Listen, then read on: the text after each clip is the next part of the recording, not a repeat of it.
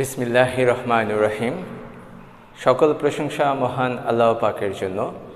M A. Hashem ইয়াতুন্নেসা ফাউন্ডেশনের শিক্ষা পরিবারের পক্ষ থেকে আজকের ক্লাসে ষষ্ঠ শ্রেণীর সকল শিক্ষার্থীদের জানাচ্ছি আমার আন্তরিক শুভেচ্ছা এবং সালাম।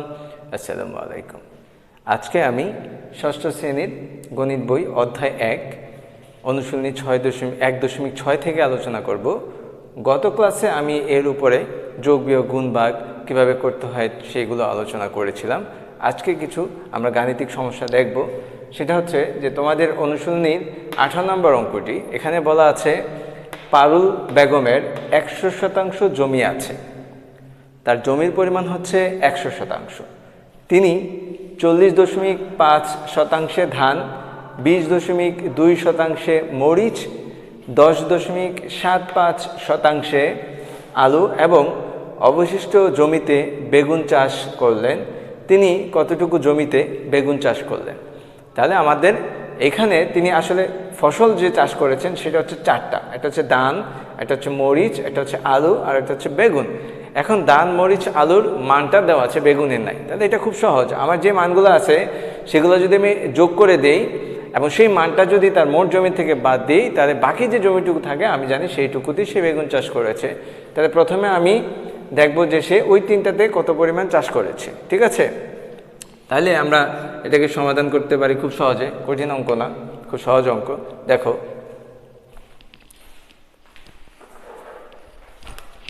আমরা এখানে সমাধানে কি লিখতে পারি?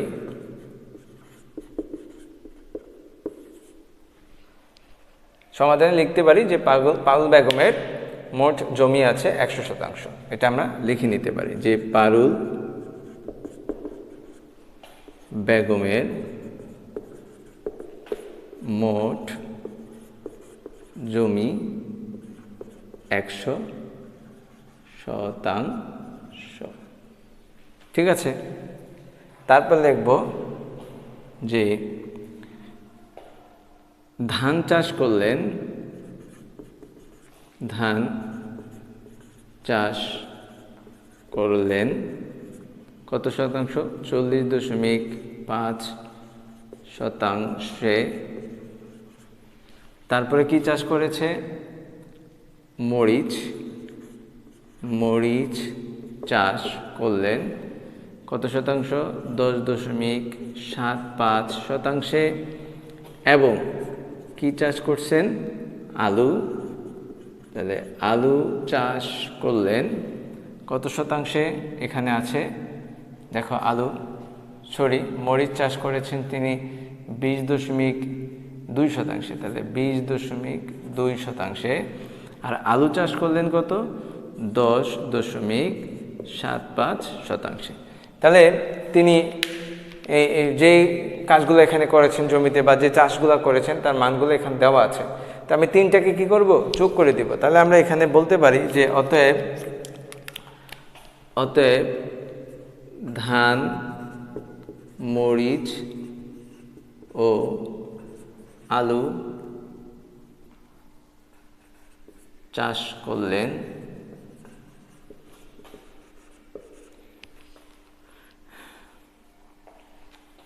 কত শতাংশে? 40.5 যোগ 20.2 যোগ 10.75%।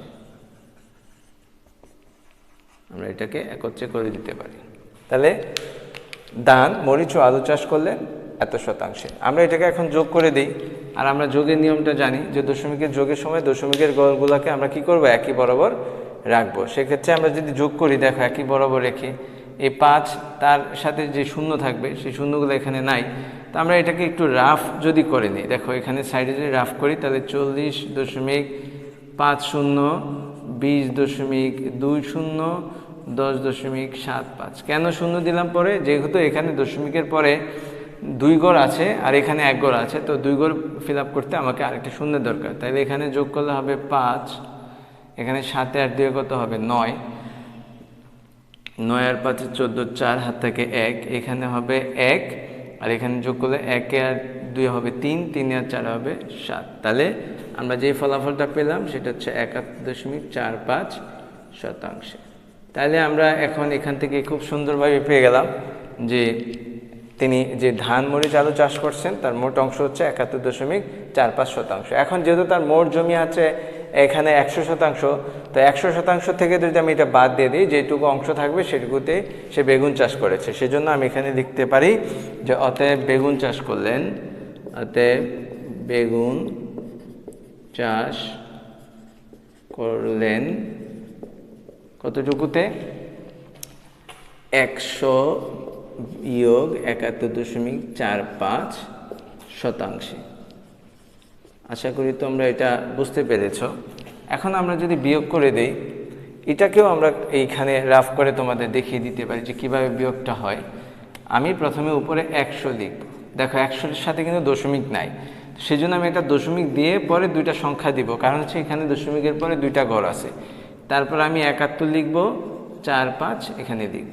তাহলে শূন্যর সাথে তো ৫ বিয়োগ করা যায় না, তাহলে ১০ ধরবো। ৫ থেকে যদি ১০ থেকে ৫ বাদ দিলে ৫ থাকে, হাতে থাকে ১, এখানেও ৫ থাকবে, দশমিক হাতে থাকবে ১, ১ একে ২, ২ যদি ১০ থেকে বাদ দিই তাহলে ৮, আবার হাতে থাকবে ১, ৭ একে ৮, ৮ যদি 10 থেকে যায় তাহলে হবে ২, আর হাতে ১ থাকবে, ১ একে ০ হয়ে যায়। তখন আমাদের উত্তরটা হবে ২৮.৫৫%। আশা করি তোমরা এটা বুঝতে পেরেছো। তাহলে সে বেগুন চাষ করছে এত শতাংশ। তো এইটাই হচ্ছে তোমাদের অঙ্ক। তো খুব সহজ এই অঙ্কগুলো, যোগ বিয়োগ গুণ ভাগ যা করা লাগে শুধু তাই করবা। আমরা এগুলা যেহেতু জানি যোগ বিয়োগ গুণ ভাগ করা, তো সেক্ষেত্রে শুধু আমাদের প্রশ্নটা ভালো করে পড়ে বুঝতে হবে প্রশ্নে কি দেওয়া আছে। দেখো তোমাদের বইয়ের আরও একটি সুন্দর অঙ্ক আমি তুলেছি, এটাকে এখন করব ২১ নম্বর।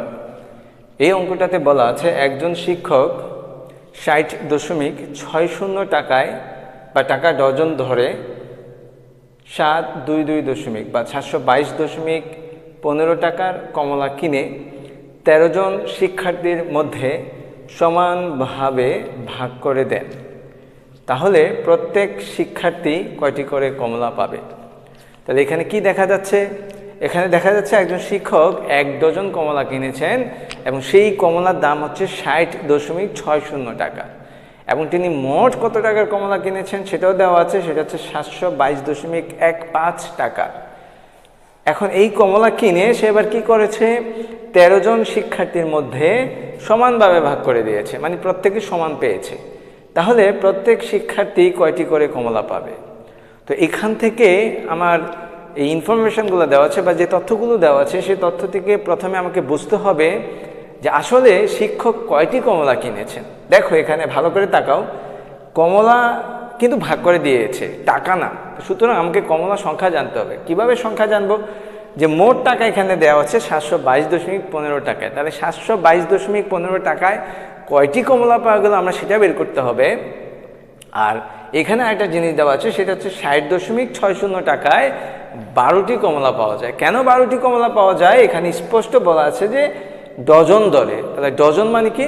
আসলে ১ ডজন। কোনো ডজন যদি উল্লেখ না থাকে তখন সবসময় এই ১ ডজন উল্লেখ নাই, বাট ১ ডজন যদি উল্লেখ নাও থাকে তাহলে আমরা ধরে নেব এটা ১ ডজন। যদি কখনো বেশি থাকতো তাহলে সেখানে ২ ডজন, ৩ ডজন, ৪ ডজন এরকম উল্লেখ করে দিত। তাহলে আমরা এখানে ধরেই নিব যে এই ডজন দরে মানে হচ্ছে ১ ডজন কমলার দাম। তাহলে ১ ডজন মানে ১২টি, তাহলে ১২টির কমলার দাম হচ্ছে ৬০.৬০ টাকা।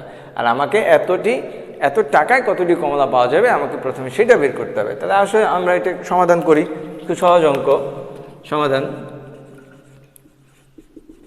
এখানে প্রথমে লিখে নিব যে আমরা জানি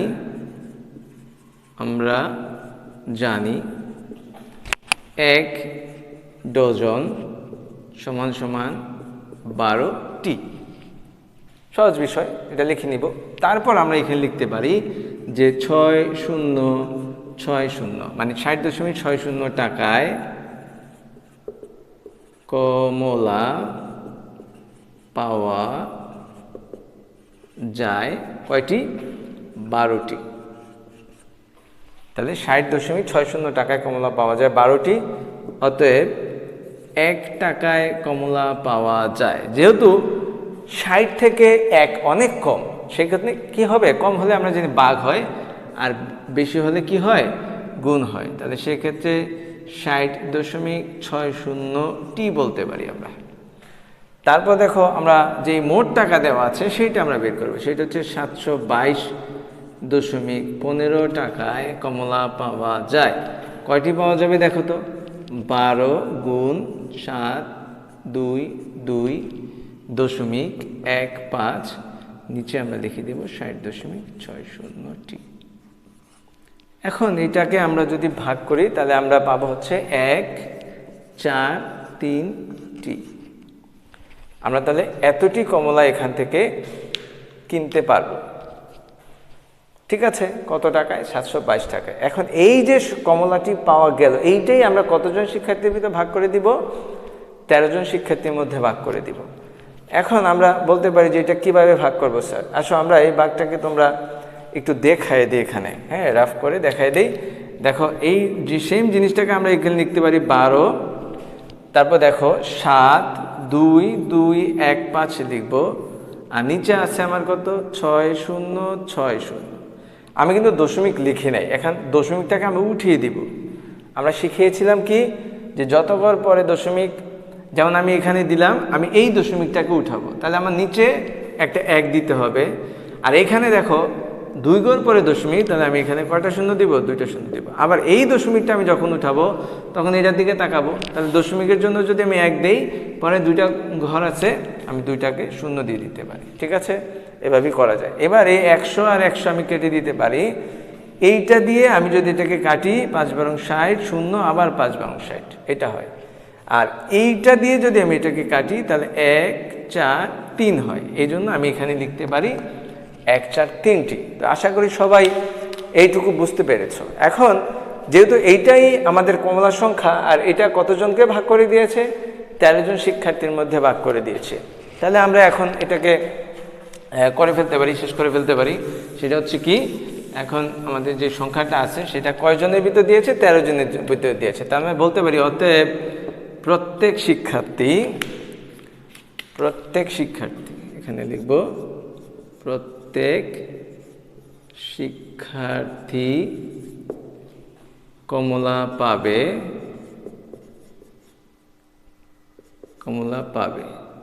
কতটি করে? দেখো 143 ভাগ, এখানে কত হবে? 13টি। এইটাকে ভাগ করলে আবার কত হবে? 11টি। তাহলে প্রত্যেক শিক্ষার্থী কয়টি করে কমলা পাবে? 11টি করে কমলা পাবে। কেন আমি 13 দিয়ে ভাগ করলাম? এখানে দেখো প্রশ্নে বলা আছে 13 জন শিক্ষার্থীর মধ্যে ভাগ করে দিয়েছে। প্রশ্নে যতজন শিক্ষার্থী বলে আমি ততজন ভাগ করব। ঠিক আছে, এখন দেখো আমি যদি ভাগটাকে তোমাদের একটু দেখিয়ে দিই যে কিভাবে হলো। একদম সহজ, 143 এখানে ভাগ করা হচ্ছে 13 দিয়ে, তাহলে 14-র ভিতরে 13 আমি যদি একবার যাই তাহলে দাও একবার, এখানে বিয়োগ করলেও 13 নামে, তো সেই ক্ষেত্রে আমি এখানে আবার বলতে পারি 13কে 13। তো এইটা হচ্ছে 11 হয়। তো এইভাবেই আমরা এই অঙ্কটা করে ফেলতে পারি। আশা করি সবাই অঙ্কটা বুঝতে পেরেছো এবং বেশি বেশি করে করবে। আসো আমরা এখন আরও একটি গুরুত্বপূর্ণ অঙ্ক শিখব, অত্যন্ত গুরুত্বপূর্ণ অঙ্ক। এই অঙ্কটি প্রায় সৃজনশীল হিসেবে আসে, সুতরাং খুব মনোযোগ সহকারে এটা শিখব এবং বেশি বেশি প্র্যাকটিস করবো। দেখো এখানে বলা আছে একটি বাসের 0.15 অংশ কাদায় ও 0.65 অংশ পানিতে আছে। যদি পানির উপরের বাসটির দৈর্ঘ্য 4 মিটার হয় তাহলে সম্পূর্ণ বাসটির দৈর্ঘ্য কত? এখানে দেখো একটা বাস আসলে 3 অবস্থায় আছে, কিছু অংশ পানিতে, কিছু অংশ কাদায়, কিছু অংশ পানির উপরে। এখন পানির উপরের দৈর্ঘ্যটা দেওয়া আছে আর বাকিটা অংশ দেওয়া আছে। এখন আমি কি করব? যদি আমি পানির উপরের দৈর্ঘ্যটার অংশ বের করতে পারি তাহলে সেই ক্ষেত্রে আমরা সেই অংশটা সমান 4 মিটার বলতে পারবো। এখন সম্পূর্ণ অংশটা বের করে ফেলতে পারবো। তাহলে আমাদের প্রথম কাজ কি, একটা বাসের যেহেতু 3টা অংশের ভিতরে 2টা অংশ দেওয়া আছে, তাহলে আমি আরেকটা অংশ এখান থেকে বের করে ফেলতে পারি। কিভাবে? 2টা অংশ যোগ করে যদি আমি বাসটার পূর্ণ অংশ থেকে 2টা বাদ দিই তাহলে বাকি অংশটুকু থাকবে। তাহলে এখন আমাদের যে কাজটা করতে হবে, এখানে আমি সম্পূর্ণ বাসটাকে ধরে নিব। প্রথমে এখানে লিখব যে ধরি সম্পূর্ণ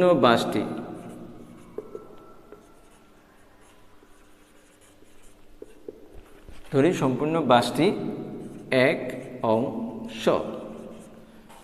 ঠিক আছে, তাহলে সম্পূর্ণ বাসটি যদি এক অংশ হয়, এখন দেখো বাসের কিছু অংশ দেওয়া আছে, সেই অংশটুকু আমরা যোগ করে ফেলবো। তাহলে এখানে লিখব যে দেওয়া আছে বাসটির বা বাসের 0.15 অংশ কাদায় এবং বাসের 0.65 অংশ আছে হচ্ছে পানিতে। তা আমি এটাকে আগে লিখে নিলাম। তোমরা যে কথাটা ঘুরে লিখতে চাও যে দেওয়া আছে কাদায় বাসের এত অংশ, পানিতে বাসের এত অংশ, তা লিখতে পারো, যে কোনোভাবে লিখতে পারো, তবে লেখাটা সুন্দরভাবে উপস্থাপন করবা।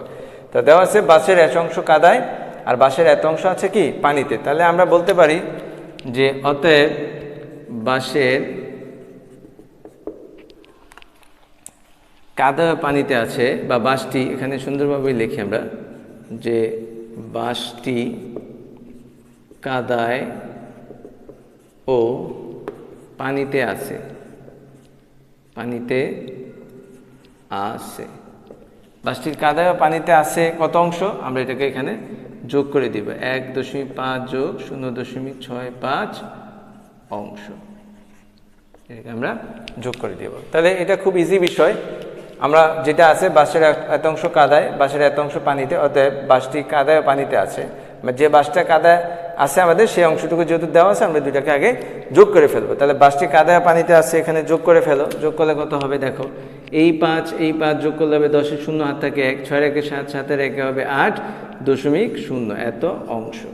তাহলে আমার এই অংশটুকু কি হয়েছে, এই অংশটুকু হচ্ছে কাদায় এবং পানিতে আছে। তাহলে এখন আমাদের যে অংশটুকু আসলে বের করতে হবে সেটা হচ্ছে যে উপরে কতটুকু আছে। যেহেতু সম্পূর্ণ বাসটি আমি 1 ধরে নিয়েছি, তাহলে সেখান থেকে উপরে কতটুকু আছে সেটা বের করা খুব সহজ। তাহলে আমি এখন এটা উপরে কতটুকু আছে কীভাবে বের করব, এই 1 থেকে এটাকে বিয়োগ দিয়ে দিব। তাহলে আমরা খুব সহজেই বলতে পারি যে অতএব বাসটির, যেহেতু পানির উপরে আছে তাহলে লিখব অতএব বাসটি পানির উপরে আছে,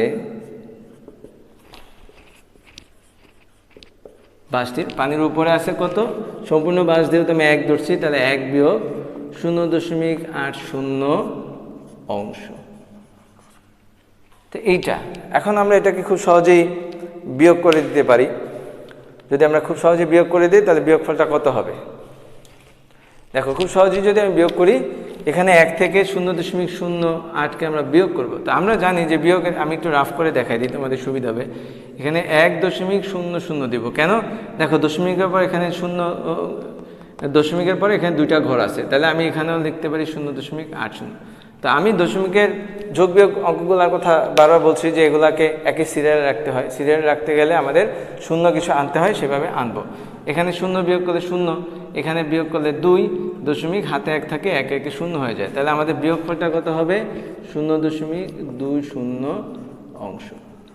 তাহলে এই অংশটুকু কোথায় আছে, এই অংশটুকু পানির উপরে আছে। এখন দেখো এই অংশের দৈর্ঘ্য আবার 4 মিটার বলা আছে, তাহলে এখান থেকে আমরা খুব সহজেই করতে পারি। এখন কি করতে পারি দেখো, আমরা এখানে বলতে পারি যে 0.20 অংশের দৈর্ঘ্য যেটা দেওয়া আছে আমরা ঠিক সেটাই লিখব, 4 মিটার।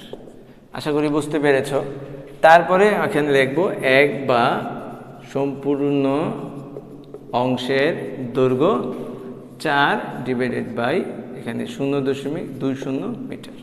তো এইটাকে এখন ভাগ করলে আমাদের উত্তর হয়ে যাবে। খুব সহজ একটা অঙ্ক, অত কঠিন কিছু না। আমরা অঙ্ককে যাতে কঠিন বানায় না ফেলি, সব অঙ্ককে সহজভাবে উপস্থাপন করবো, তাহলেই হয়।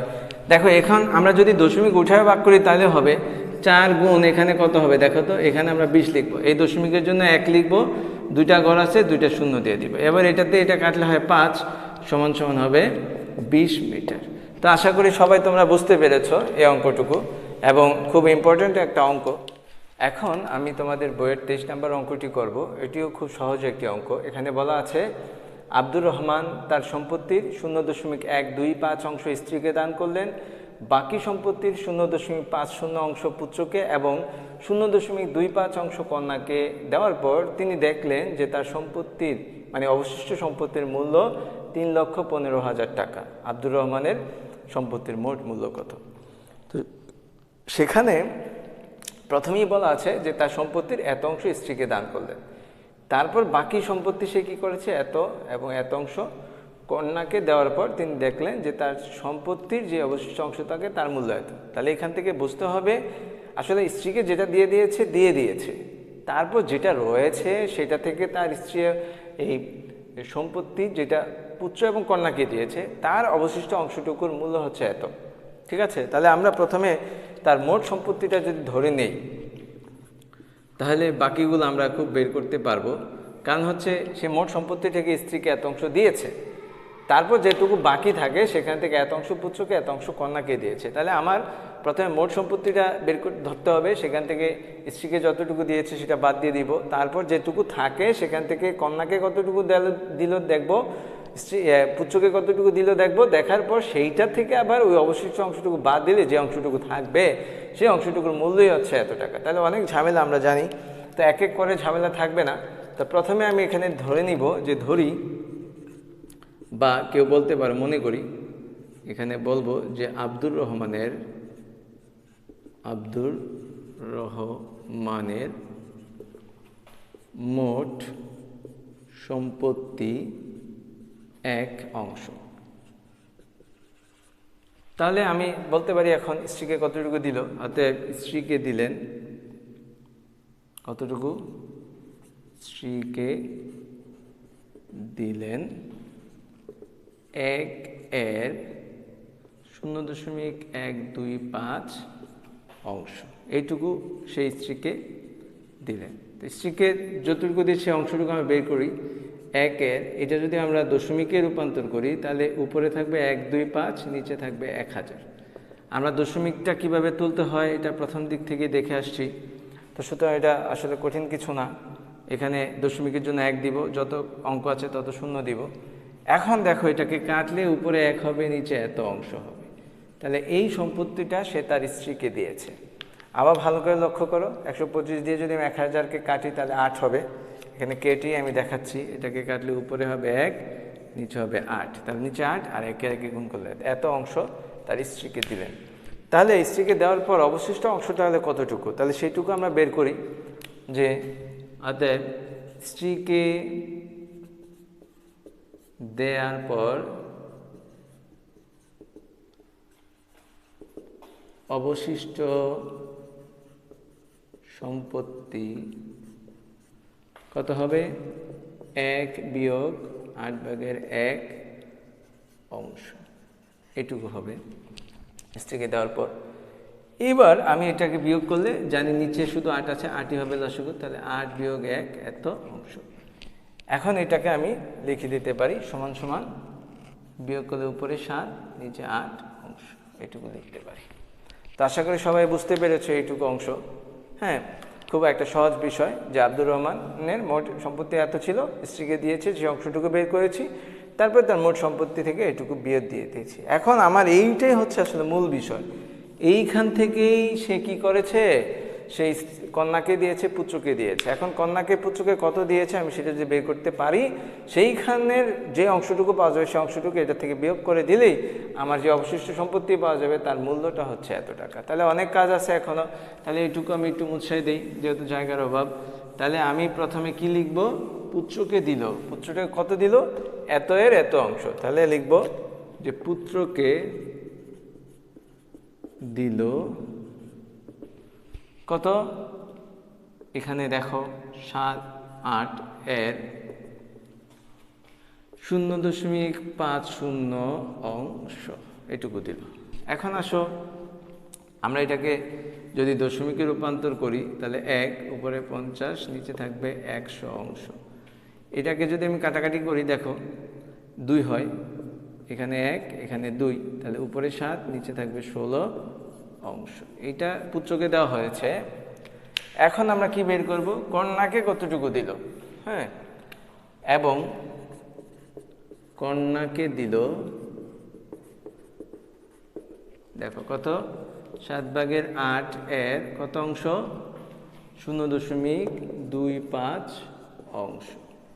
এটাকে আমরা খুব সহজে বের করতে পারি। 7 8 এর এখানে উপরে লেখো 25, নিচে কত হবে 100 হবে। ওই দশমিকের নিয়মে এখানে দশমিকের জন্য 1, 25-এর দুইটা সংখ্যা অঙ্ক আছে, এখানে দুইটা শূন্য দিব।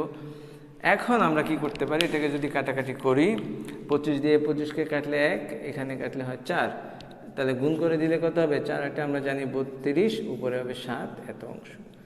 এখন দেখো স্পষ্ট আমরা পেয়ে গেছি। কি পেয়ে গেছি? পুত্রকে দিল যে অংশটুকু, এই অংশটুকু পেয়ে গেছি, কন্যাকে দিল যে অংশটুকু, সেই অংশটুকু পেয়ে গেছি। এখন পুত্র এবং কন্যাকে কতটুকু দিল, এই মোট অংশটুকু আমার জানতে হবে। মোট অংশটুকু জানলে আমি অবশিষ্টটুকু জানবো। তাহলে আমি এটা এখন পুত্র এবং কন্যাকে যতটুকু দিল সেটাকে বের করি, যে অতএব পুত্র এবং কন্যাকে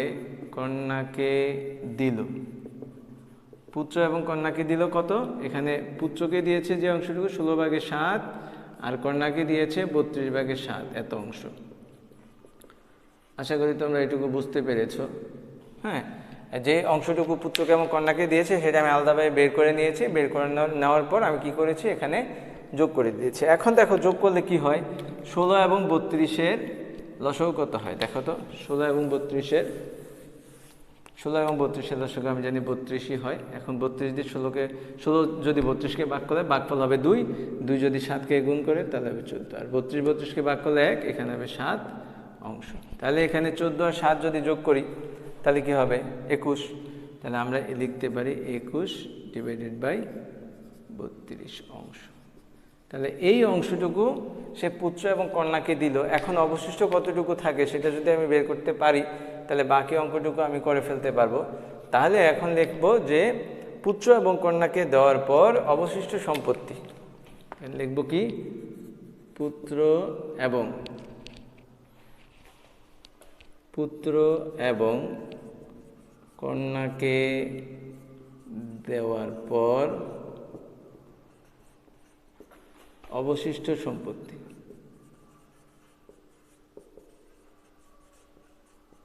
কত দেখো, আমাদের যে অবশিষ্ট স্ত্রীকে দেওয়ার পরে যে অবশিষ্ট অংশটুকু ছিল সেটা কি ছিল 8/7, যেটা আমি বের করে নিয়েছিলাম প্রথমে। তারপরে আমরা বাদ দিয়ে দিব পুত্র এবং কন্যাকে যে অংশটুকু দিয়েছে সে অংশটুকু, এইটা। এখন দেখো 8 এবং 32-এর লসাগু হবে 32, 4 32, 4 সাথে কত হবে 28, মাইনাস এখানে হবে 21 অংশ। তাহলে উপরে বিয়োগ করলে কত থাকে 7, নিচে থাকবে 32 অংশ। তাহলে এইটুকু অংশ সম্পত্তি তার এখন অবশিষ্ট আছে। এইটুকু বের করার জন্যই আমি এতক্ষণ এই কাজগুলো করলাম। এখন দেখো এইটুকু সম্পত্তির মূল্যই হচ্ছে 3,15,000 টাকা। তাহলে আমরা এখন খুব সহজেই বাকি অঙ্কটুকু করে ফেলতে পারি। কিভাবে করে ফেলতে পারি দেখো, যে 32/7 অংশ সম্পত্তির মূল্য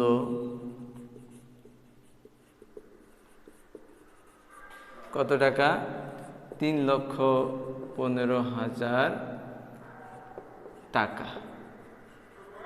তারপরে আমার কি থাকবে, অতএব 1 অংশ সম্পত্তির মূল্য, আমরা এটাকে কি করব, এখানে উল্টে দিব। তাহলে আমার কি হবে 1,5,000.00 ইন্টু উপরে যাবে 32, নিচে যাবে 7। তাহলে এইটা যদি আমরা করি তাহলে আমাদের যেই সম্পত্তির মূল্যটা হবে সেই সম্পত্তিটার মূল্য হবে 14,40,000 টাকা। এটি হবে আমাদের মোট সম্পত্তির মূল্য। আশা করি সবাই এই অঙ্কটা বুঝতে পেরেছো। আজকের জন্য এখানেই শেষ করছি। সবাই ভালো করে অধ্যায়ের অঙ্কগুলো করবে। আল্লাহ হাফেজ।